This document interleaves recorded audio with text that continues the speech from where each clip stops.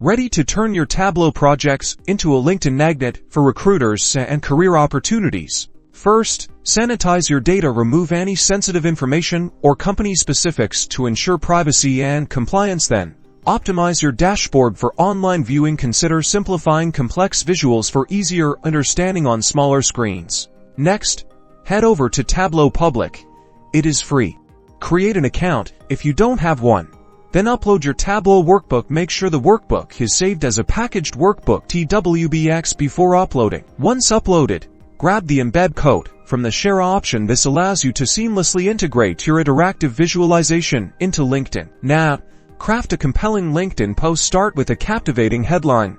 Briefly explain your project's goals, the data you used, and the key insights you discovered. Paste the Tableau public link so viewers can interact with your visualization. Don't forget to add relevant hashtags like hashtag Tableau, LinkedIn, and hashtag data visualization to increase visibility.